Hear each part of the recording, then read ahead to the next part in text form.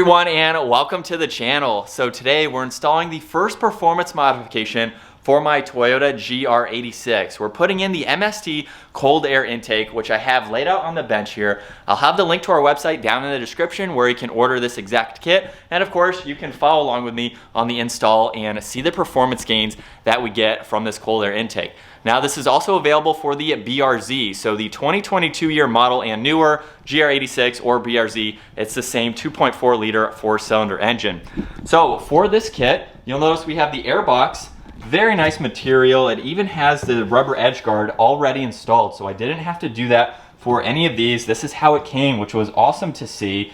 We have the air filter, of course, a few of the pipes, some clamps. They even gave me an air freshener. We have a sticker, key fob ring there, and then we have the rest of the parts here and all of the instructions. This really shouldn't be that hard of a kit to install. And if you look on the 86 with the stock air intake, this is the box right here, and then we have some of the hoses here along with the mass airflow sensor, which is right here, that we will be able to transfer over into the new kit. So honestly, this shouldn't take that long. And not only are we going to get a really good sound, but we're also going to get some power increase by installing this new intake. For the first step in this process, I already went ahead and removed the negative side of the battery just to be on the safer side. I will reconnect that, of course, once we are completely done. So in order to remove this stock intake box, we have a clamp on the back side, which you can use a flat head to remove. We also have this clamp here. I can actually pinch these with my fingers. You can use pliers too if you need to release that. We have the mass airflow sensor where you'll use a screwdriver along with this clamp holding this pipe in place. And then we have two bolts in the front holding this entire area together.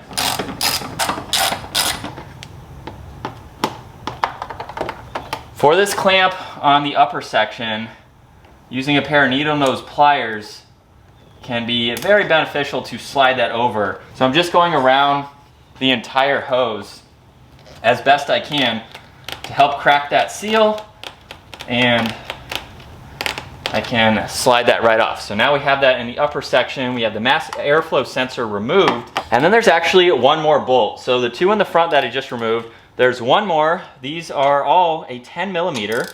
So with a bunch of extensions, I can reach all the way down to the bottom. And with that bolt out, let's start wiggling some of these pieces. It looks like it's connected in the front on this lip right here. And then everything appears to be free minus this back section, which just needs a little bit of wiggling. And look how easy that was. So we have the mass airflow sensor that is still connected. So there's a small plastic piece right here that if you can pinch enough, you can easily disconnect that. And from there, here's the stock box. The supplied hardware is pretty simple to install. So you'll notice this is the front of it, of course. We have this bracket, which is this one right here. You'll notice how I have it installed. I have that open area on the top section, and the solid hole is connected to the actual box itself. Now, it doesn't really matter which way you install the nut and the bolt. I just put the nut on the back side with the head facing forwards. Now we're going to do that same exact thing right here. So I'm going to tuck it up just behind there, line it up, and then with a screwdriver and a 10mm socket, I was able to easily install that. So that is two down. Last bracket is going to be this one right here. Now you'll notice that it has an up and a down, basically. So you can't have it upside down. You want this portion to be higher than the longer portion, because this is going to get installed just like that, and then it needs to go up to support this box. So you don't want to have it lower than that bracket. It needs to be facing upright. So this is our top that's going to go on the bottom of this box. So when I line it up like that, sit it on top, that is the hole right there that we will use the same hardware. And with that bracket now installed, I did put it on very loosely, and then I mocked it up. So I held it down just to make sure it was in the right angle. From there I was able to hold it and then snug it up using the same hardware. So this is your setup if you're looking at the box this way, how we have this kind of a 45-degree angle going out. So from there, time to reinstall this. We want to make sure that we get this connection here back on to this piece. So it's going to sit just around it, basically just like that. We have that connection right there where the bolt's going to be. We have that runner right there. I just have to push it forwards, and then it's lined up down on the bottom there. I am going to be using the original hardware. So that was these bolts right there that I can put into those 3 holes. With the intake box loosely secured, I'll go back and tighten those 3 bolts up last, so that way I have some wiggle room in order to get this pipe through. This is our next step. This is where the factory mass airflow sensor will connect. That tube that I removed earlier is going to slide onto here, and I have this silicone coupler that's going to attach to the throttle body.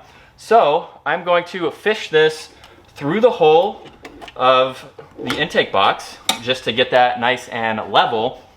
From there, I already have my ring on to attach that. So make sure you do that, because otherwise you'll have to take this back off. Almost got it. There we go. All right, so it is possible. Maybe you want to put that on first and then try to get the rest of that box on, but you can see that's why I have this loose. So that way I have wiggle room to get that all the way on. And with that now attached, I can take this clamp and slide it to where you can see maybe about 1/4 of that silicone piece. You don't want to have it all the way to the edge, but you want to have nice direct contact on this. If you have a small enough socket, you can use that. I am using a flathead.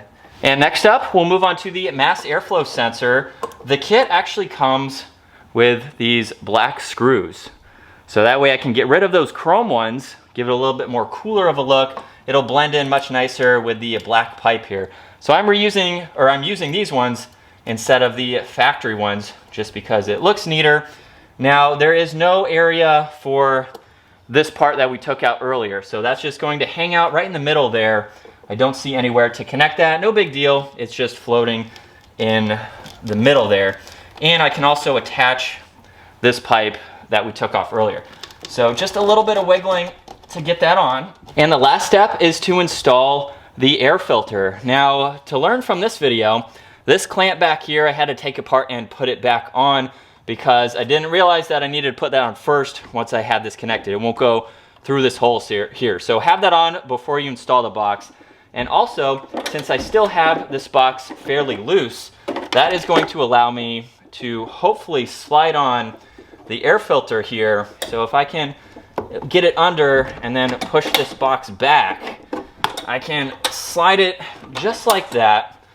But now my issue is getting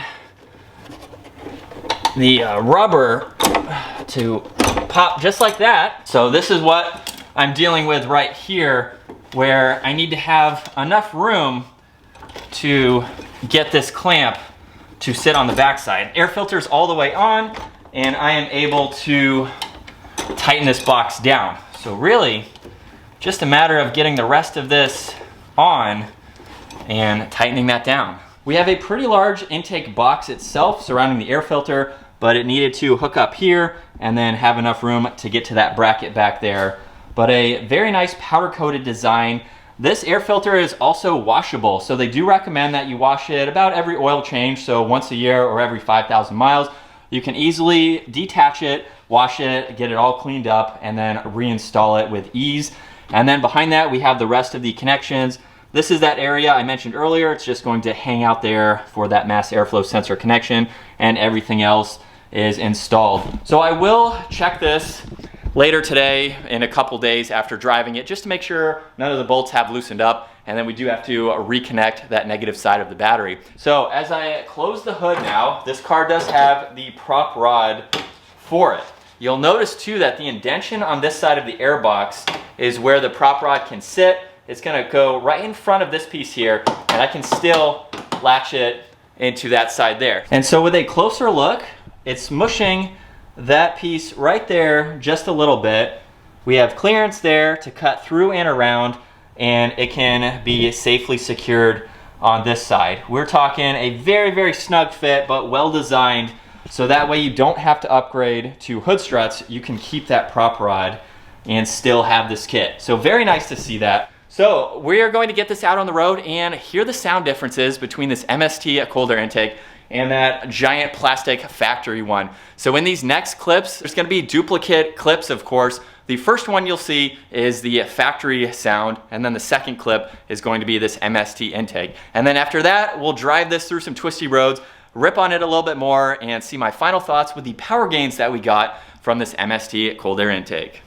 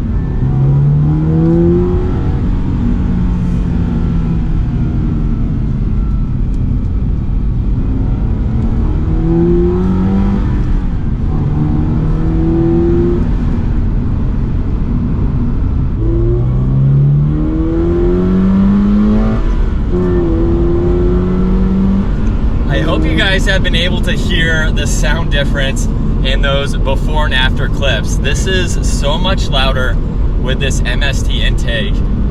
I still have the stock exhaust on this car too, so we're getting a lot of that noise from the intake, of course, and we are also getting some more horsepower. Now MST on their website shows that you can gain between 6 and 8 horsepower with this intake. You're going to get better flow over the stock intake, of course, and while 8 horsepower isn't significant, you're really not going to feel it just by itself, and that power is going to come on in the higher RPM range. So it's not something just at these lower RPMs that you're going to feel, if you're even going to feel it. However, once you start adding that with other performance parts, those numbers add up. So while it's not a lot right now, it's the first modification for this car, and it sounds so good. I've never had a manual transmission where I've been able to upgrade intakes and things like that. And even though it's an NA engine, it still sounds so good. It sounds like we have a small exhaust on this. The car is very small. It's pretty well insulated, I would say, for the most part, but I mean, it's right there. So you can definitely hear it.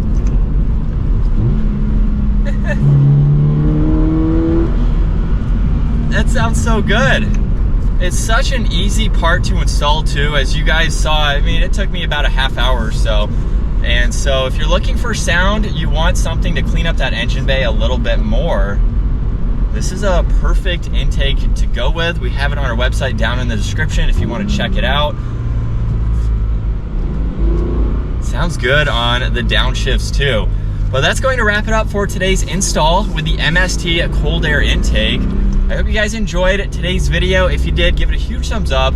Consider smashing that subscribe button so you can stay up to date with our daily uploads, as well as the rest of the build for this 86. I already have a bunch of parts ready to go, so make sure you stay tuned for those.